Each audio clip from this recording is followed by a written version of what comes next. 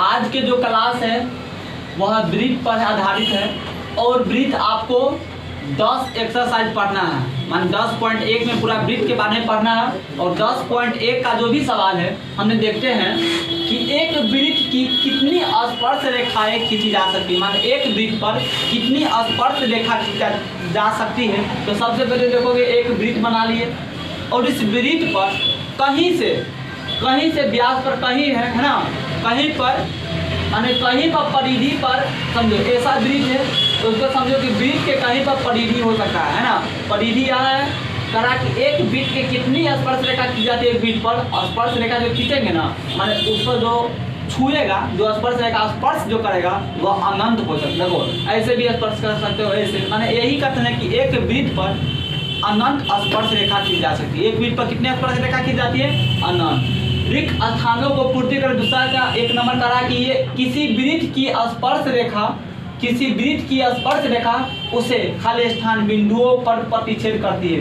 अच्छा, एक ब्रीथ है, इस ब्रीथ पर कितना बिंदु पर एक रेखा प्रतिच्छेद करती है ना। यहाँ पर बोलेंगे एक ब्रीथ को कितनी स्पर्श रेखा पर प्रतिच्छेद करेंगे? एक बिंदु पर। यहाँ देखो एक बिंदु यहाँ है तो इसलिए वो खाली स्थान में भरा जाएगा 1।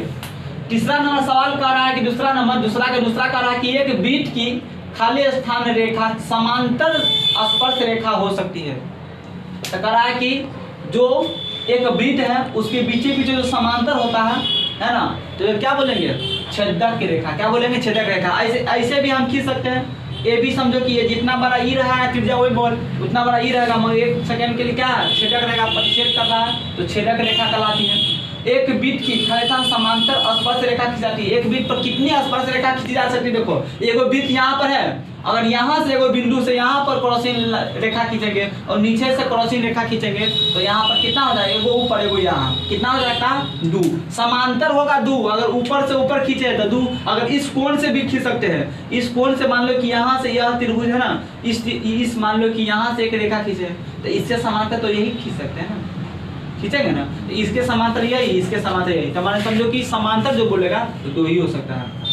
ब्रीथ तथा उसकी स्पर्श रेखा के उभयनिष्ठ बिंदु को खाली स्थान कहते हैं। तो यहाँ पर देखो एक ब्रीथ है और यह एक स्पर्श कर रहा है, उस चाप का भी बिचला भाग है और इस ब्रीथ का भी बिचला भाग है, तो कहेंगे यहाँ पर स्पर्श बिंदु कहते हैं। ब्रीथ तथा उसकी स्पर्श रेखा के उभयनिष्ठ बिंदु को क्या कहेंगे? स्पर्श बिंदु। 10 यहाँ पर करा कि तीसरा नंबर सवाल में बहुत भी आई है, सब साल पूछता है 2 नंबर में 1 नंबर में करा कि 5 सेंटीमीटर त्रिज्या वाले एक ब्रीथ के किसी बिंदु P पर स्पर्श रेखा PQ और O से जाने वाले एक रेखा से बिंदु Q पर इस प्रकार मिलती है। देखो सबसे पहले यहाँ देखो OQ बराबर कितना है? 12 सेंटीमीटर का है और PQ बराबर कितना है?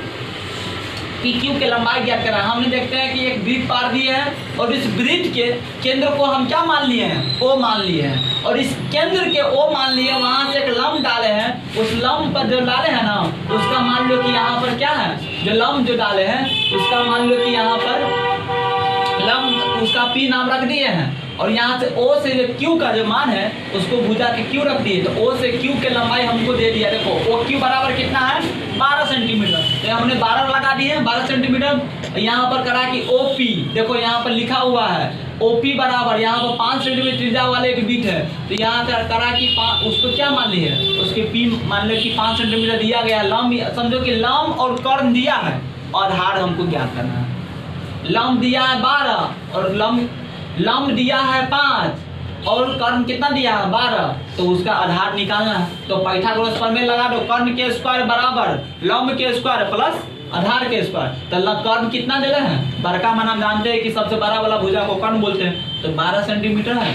12 के स्क्वायर, लंब कितना दे रहे हैं? लंब 5 के स्क्वायर है। आधार को हमको निकालना है PQ। देखो लो यहाँ पर भी PQ लेकिन लंबाई ज्ञात करें, तो यहाँ पर देखते 5 के स्क्वायर कितना होगा? 25। और PQ बराबर हो जाएगा, PQ के नहीं दिया तो PQ के PQ। यहाँ पर 12 12 में 144 है, 5 के स्क्वायर 25, 144 में से ई बराबर से उस बगल जाएगा तो माइनस हो जाएगा। तो 144 में से 25 घटाएं कितना हो जाएगा? 119। और PQ बराबर कितना हो जाएगा? चूंकि PQ बराबर कितना हो जाएगा? ये स्क्वायर हटेगा तो क्या हटेगा? √119। तो यही सेंटर देखो, यही ऑप्शन हो जाएगा D नंबर।